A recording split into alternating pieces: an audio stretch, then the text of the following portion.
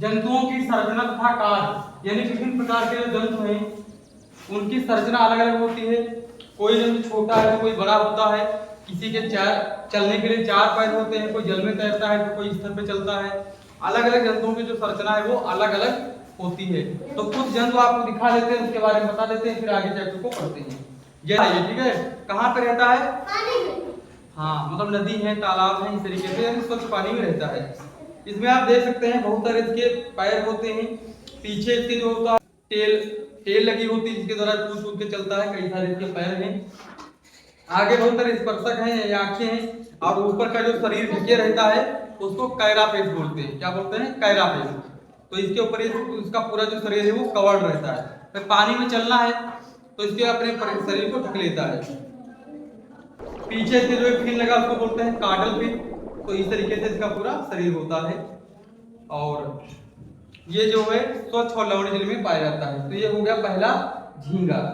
तो इसकी संरचना हमने देखा बहुत सारे पैर लगे हुए हैं, पीछे कार्डल फिन लगा हुआ है, शरीर को अपने ढक लेता है एक स्पेस में, कैरापेस में। ये जो ऊपर का है इसको बोलते हैं कैरापेस, इसमें अपने शरीर को बंद कर लेता है और ये चलता रहता है। उसके बाद ये इसका नाम सुना है, ये क्या है? इसको बोलते हैं सेंटीपीड और इसको बोलते हैं खरखजूरा। ये जो है इसमें देख सकते हैं बहुत सारे पैर लगे हुए हैं, ठीक है। ये भी क्या प्रकार का कीट है, मतलब इंसेक्ट है, और ये स्थल पे पाया जाता है, मतलब चलता है बिल वगैरह में, जहाँ भी मतलब एरिया होता है खाली पड़ा होता है, जैसे ऊसर है, बंजर है, वहां पे आपको अक्सर तक दिख जाता है। तो इसमें क्या चीजें हैं, देखिए इसमें चलने के लिए बहुत सारे पैर हैं, क्योंकि इसका शरीर कैसा है? बेलनाकार है। तो शरीर बेलनाकार है तो चलने के लिए इसके कई सारे पैर भी हैं। आगे क्या स्पर्शक है, जब ये चलता है तो स्पर्शक इसको मदद करते हैं कोई वस्तुओं को देखने में, किसी चीज को सूंघने में, और किसी दूसरे जीवों से इसकी रक्षा करने में। इसका जो शरीर है, शरीर कैसा है? सेगमेंटेड है। शरीर कैसा है? खंडित है, मतलब खंडों खंडों में बटा हुआ है। तो शरीर कैसा है? खंडित है। दूसरा ये है, आप लोगों ने इसको भली भांति जानते होंगे, इसको भली भांति जानते होंगे, इसका क्या नाम है ना? ये कहाँ रहता है और कहाँ पाया जाता है? हाँ, नदी में, नदी के मतलब पानी में, तालाब के पानी में सीप बोलते हैं, यूनियो। ये जो है देखिए इसके अंदर जीव होता है, ये जो है ये कैल्शियम कार्बोनेट का बना हुआ है, और जीव जो है इसके अंदर बंद रहता है। अब जीव इसके अंदर बंद रहता है तो बहुत सारे जानवरों से सुरक्षा मिल जाती है, और जब इसको खाना खाना होता है या कुछ गतिविधियां करनी होती है तभी इसको खोल लेता है। जैसे ढक्कन है, जैसे जीव कहाँ बंद है? इसके खोल के अंदर बंद है, और जब इसको बाहर निकलना होता है किसी चीज को खाने के लिए या देखने के लिए, टहलने के लिए, घूमने के लिए, तो ऐसे इसको खोल लेता है। और खोलेगा उसके बाद फिर से जब इसको लगता है कोई संकट है, कोई जीव हमको अटैक कर देंगे, तो ये क्या करता है? बंद कर लेता है इस तरीके से, और इतनी भयंकर बंद करता है फिर इसको हाथों से आप खोल नहीं पाओगे। तो ये बहुत अच्छे तरीके से बंद कर लेता है। तो इसके जो जीव होता है वो उसके अंदर होता है, और ये काफी कड़ा कवच होता है। ये जो कवच है वो काफी कड़ा होता है, जब इसको आप तोड़ोगे तभी जो अंदर का जीव है वो निकलेगा। और इसका शरीर जो होता है वो काफी मुलायम होता है। वह शरीर बहुत मुलायम है। अब आप पानी में चल रहे हो तो पानी में बहुत सारे हो सकता है कोई जीव है इसको खा जाए, या अन्य भी कारण हो सकते हैं, कोई केमिकल आ जाए या कहीं तेज प्रकाश आ जाए, तो इससे बचने के लिए अपने शरीर को ढक लेता है। और ये मोलस्का संघ के जीव है, इसका शरीर जो है वो काफी मुलायम सॉफ्ट होता है, जो इस शरीर इसके अंदर कवच के अंदर बंद रहता है। इसका नाम क्या है? हाँ, ये क्या क्रेब है? ये भी कहाँ पाया जाता है? पानी में पाया जाता है। इससे नदी का पानी है, तालाब का पानी है ना? तो वहां पे ये पाया जाता है। इसको मैंने आपको पहले भी बताया है। यहाँ पे आप देख सकते हैं इसमें जो पैर होते हैं 4 पैर, और आगे के जो पैर होते हैं, आगे के 2 पैर होते हैं, उसमें आपको जो क्या होते हैं? बाइफरकेट होते हैं। जो आगे के जो दो पैर हैं वो कैसे हैं? बाइफरकेट हैं। वो क्या करते हैं? किसी वस्तु को पकड़ने में काम आते हैं। किसी चीज को जब इसको पकड़ना होता है तो जो आगे के इसके जो पैर हैं उसमें क्या लगे होते हैं? हल्के दांत होते हैं। इसे शैवाल है उनको खाता रहता है, जो भी जीव है इनको खाता है। इसके अलावा आप देख सकते हैं इसके शरीर पर भी मतलब आवरण है, कवच है ऊपर ये बना हुआ, इसी के अंदर इसका शरीर पूरा बंद रहता है। और इसके शरीर पे देखिए आंखें होती हैं, जो शरीर पे 2 आंखें यहाँ पे मेन जो रिसेप्टर होते हैं, जिसके द्वारा ये प्रकाश का पता लगा पाता है। मतलब इसके जो पैर हैं ये कैसे सेगमेंटेड है। अगला ये है स्टार्च। ये कहाँ पाया जाता है? समुद्री जल में। समुद्री जल में ये पाया जाता है।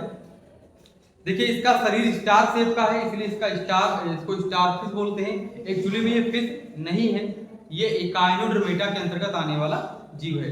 इसमें आपको 5 भुजाएं दिख रही हैं, 1 2 3 4 और 5। 5 क्या है?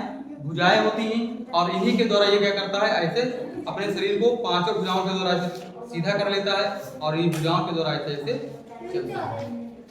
और इन भुजाओं में क्या होता है, इन भुजाओं में क्या होती है, वाटर कैनाल पाई जाती है, जिसके द्वारा ये क्या करता है, वाटर सर्कुलेशन करता है, यानी जल का संवहन करता है। तो इस प्रकार के तरह तरह के जीव हैं। इनके शरीर में क्या, इनके जो संरचना है उसमें परिवर्तन है, इसके कार्य में परिवर्तन है। कोई बिल में रहता है, ये कहाँ रहता है, बिल बनाकर रहता है। दूसरी बात ये हमारे पास झींगा, ये कहाँ रहता है, जल में रहता है, जैसे तालाब का जल है, नदी का जल है, और इसकी शरीर की बनावट अलग है, क्रिया करता है। दूसरी तरफ ये सीपी, इसकी संरचना बिल्कुल अलग है, इसका शरीर मुलायम होता है, इसलिए अपने ऊपर इसने ये आवरण बना रखा है। इतना भी इसकी अलग है, देखिए इसके ऊपर कवच है, जबकि इसके ऊपर कवच नहीं है। अब दोनों भी कहाँ पाए जाते हैं, जल में पाए जाते हैं। तो इनकी क्या है, बिल्कुल संरचना अलग है। इसी प्रकार से यहाँ पर आप देख सकते हैं, ये जंतुओं के जो पैर हैं सेगमेंटेड हैं, इसके 5 पैर हैं, और उसमें वाटर कैनाल, मतलब 5 पैरों में क्या है, वाटर कैनाल पाई जाती है। तो इनकी जीवों की जो संरचना है वो बिल्कुल अलग है। किसी का शरीर सेगमेंटेड है, तो किसी के 5 भुजाओं में बटा हुआ, इसका देखिए स्टार शेप है। इसका शरीर कैसा है, इसका शरीर तो गुंबद के आकार का, इसका स्टार शेप का है। तो अलग अलग जीवों की जो संरचना है वो अलग अलग है। इकाई 8 है जंतुओं की संरचना व कार्य। इसमें हम लोग पढ़ेंगे जंतुओं की बाह्य संरचना का सामान्य परिचय। जैसे यहाँ पे बहुत सारे जीव हैं, इनकी जो संरचना है वो अलग अलग है, तो इसके बारे में हम लोग पढ़ेंगे कि कौन से जंतुओं में कौन कौन सी संरचना होती है। जंतुओं के विभिन्न अंगों के कार्य, जैसे ज्ञानेंद्रियों के बारे में। जैसे ये क्या है, झींगा है, तो इसमें कौन कौन सी ज्ञानेंद्रियां होती है, जिसके द्वारा ये अपने जीवों को, मतलब अपने शिकार को पता लगाता है और दूसरे जीवों से अपनी रक्षा करता है। तो इसके बारे में सीखेंगे। इसके अलावा मानव तथा कुछ अन्य जंतुओं के कंकाल तंत्र, संधियां, उपास्थि तथा उनके कार्य। कंकाल तंत्र के बारे में पढ़ेंगे, कौन से कहाँ पे जोड़ होते हैं, जैसे यहाँ पे जोड़ है, आंखों में यहाँ पे जोड़ है, फिर यहाँ पे जोड़ है, तो ये संधियां हैं, इनको संधि बोलते हैं। उपासनियां होती हैं, जैसे यहाँ पे क्या उपास होती है, इसको आसानी से मोड़ सकते हैं, यहाँ पर उपास होती है। बाकी हड्डियां जो होती है कड़ी होती हैं, उपासनियां लचीली होती हैं, हड्डियां कड़ी होती हैं। इसके बारे में पढ़ेंगे। मानव कंकाल के बारे में पढ़ेंगे, रुक जाओ। उसके बाद में है जंतुओं में गत। जंतु जैसे हैं वो कैसे गत करते हैं, जैसे ये कैसे गत करता है, झींगा। इसके अलावा ये खनखजूरा, ये कैसे गत करता है। अलग अलग जंतु हैं, ये जो सीपी है, यूनियो है, ये कैसे गत करता है।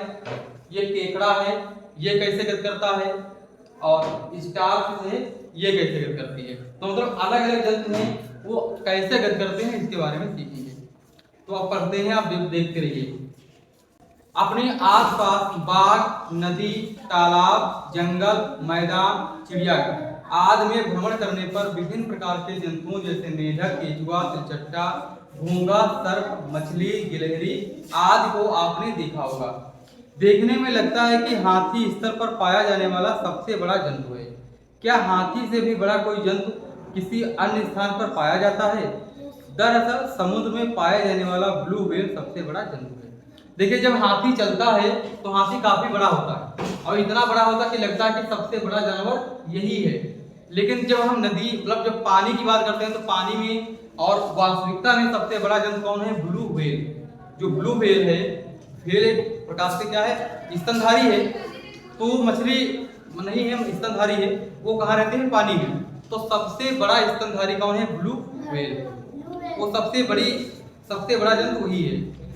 किसी चींटी अथवा अनाज में पाए जाने वाले घुन को देखें, ये हमारी आंखों से दिखाई देने वाले संभवतः सबसे छोटे जीव हैं। क्या इनसे भी छोटे जीव होते हैं? बिल्कुल होते हैं भाई। जो घुन है वो तो कम से कम आंखों को दिखाई दे जाते हैं, और कुछ जीव इससे भी छोटे होते हैं जो आंखों को बिल्कुल भी दिखाई नहीं देते हैं। विभिन्न आकार के जंतु 8.1 है, विभिन्न आकार के जंतु।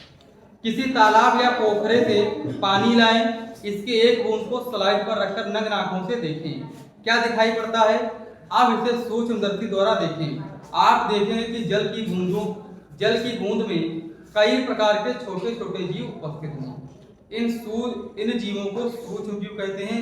उदाहरण के रूप में जैसे जीवाणु, युग्लिना, अमीबा, पैरामीशियम, क्लेमाइडोमोनास आदि। ये जीव एक कोशिक होते हैं। अब ये आप देखोगे कैसे, ये सूक्ष्मदर्शी आती है, माइक्रोस्कोप यहाँ पे बनी हुई है। जब हम सूक्ष्मदर्शी से देखते हैं तो आपको विभिन्न आकार के जीव दिखाई पड़ते हैं। जैसे बैक्टीरिया होते हैं, तो जो बैक्टीरिया का आकार होता है कुछ हमने आपको बताया था, कुछ राउंड शेप के होते हैं। ये है बैक्टीरिया, जिनको क्या बोलते हैं, जीवाणु। इसका क्या है, अमीबा है। अमीबा का आकार अनीमिक होता है, इस तरीके से ये क्या है, अमीबा है। ठीक है। इसके अलावा क्या है, पैरामीशियम है। पैरामीशियम आपको मैंने बताया था किस आकार का होता है, चप्पल के आकार का होता है, इस तरीके से। ठीक है, ये आप देख सकते हैं, ये क्या है, पैरामीशियम है। यहाँ पे एक वेक्यूल होती है, एक वहां यहाँ पे होती है, इस तरीके से।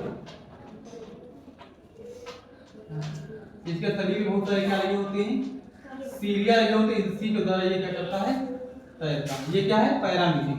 इसके अलावा क्या होता है, यूग्लिना होता है। यूग्लिना को कहाँ बनाते हैं, यहाँ छोटा सा बनाते हैं।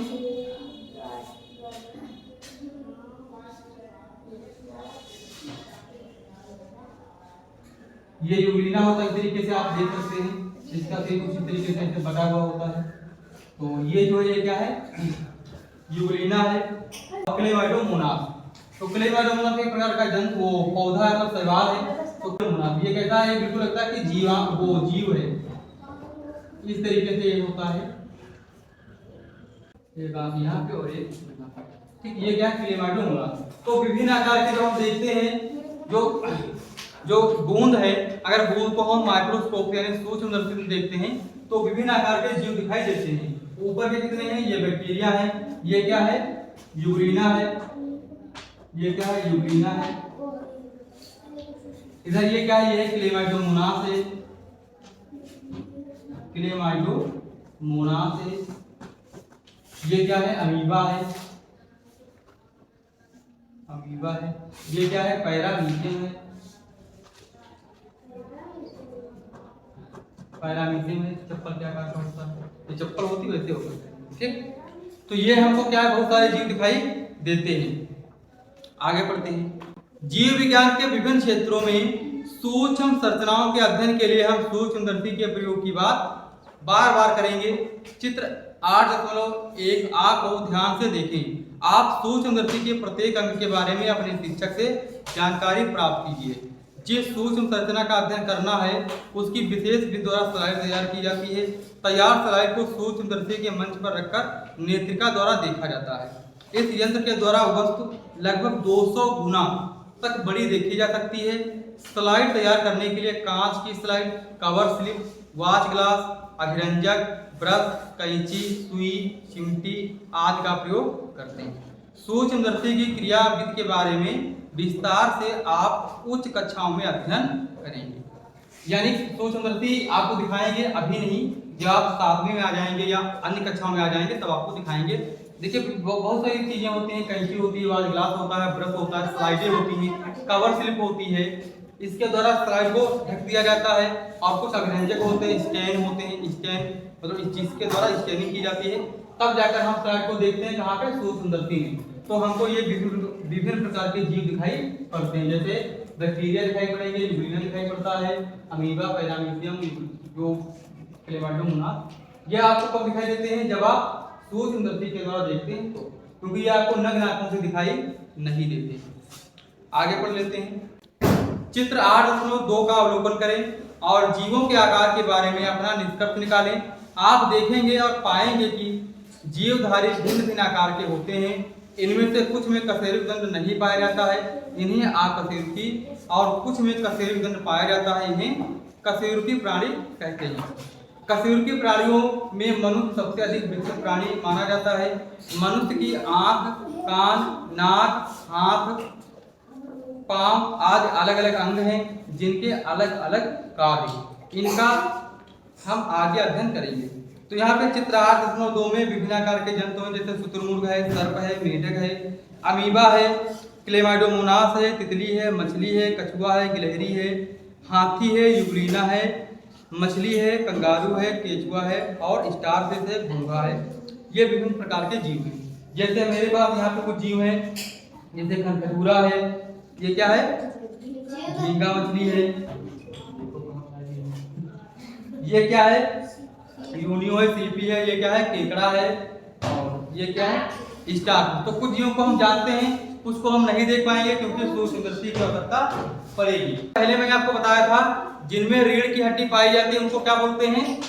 कशेरुकी बोलते हैं।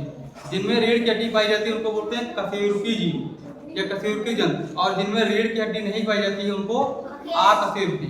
जैसे ये खजूरे में रीढ़ की हड्डी पाई जाएगी, इसमें रीढ़ की हड्डी नहीं पाई जाएगी, तो कैसा जंतु हो जाएगा? अकशेरुकी। हाँ, और ये झींगा में भी नहीं पाई जाती। रीढ़ की हड्डी कहाँ पाई जाती है? रीढ़ की हड्डी पाई जाती है तो इसको लोग खा थोड़ी जाते। इसमें भी तो बताओ रीढ़ की हड्डी पाई जाती है? नहीं पाई जाती है। और इसमें भी नहीं। और स्टार इसमें, हाँ, तो जितने भी जंतु हैं इनमें रीढ़ की हड्डी नहीं पाई जाती, इसलिए कैसे है? अकशेरुकी। कशेरुकी जैसे मनुष्य है, बिल्ली है, कुत्ता, इनमें रीढ़ की हड्डी पाई जाती है। तो हमारे पीछे देखिए यहाँ पे रीढ़ की हड्डी है, तो रीढ़ की हड्डी है तो हम कैसे, तो हम कशेरुकी कहलाते हैं। जो मनुष्य है वो कैसा है? कशेरुकी है। कशेरुकी जीवों में और क्या होता है? देखिए मनुष्य जो है सबसे विकसित क्या है? कशेरुकी प्राणी है। और मनुष्य की आंख, जैसे हमारी आंख है, कान है, नाक है, हाथ है, पाँव है, इनके अलग अलग काम है। जैसे आंखों से क्या है? देखते हैं, हाथों से किसी चीज को पकड़ते हैं, जैसे ये हमने पकड़ लिया, तो हाथों से क्या करते हैं? किसी भी वस्तु को पकड़ते हैं, आंखों से देखते हैं, कान से क्या करते हैं? सुनते हैं, नाक से किसी चीज की गंध यानी स्मेल को पता लगाते हैं, खराब है कि अच्छी है, खुशबू आती है कि बदबू आती है, ये पता लगाते हैं किससे? नाक। पैर से क्या करते हैं? चलते हैं। तो ये सब अलग अलग अंग हैं जिनके द्वारा अलग अलग कार्य किए जाते हैं। तो फिलहाल आज हम इतना ही पढ़ते हैं, मिलते हैं इसके पार्ट नंबर 2 में। तब तक पढ़ते रहिए, आगे बढ़ते रहिए।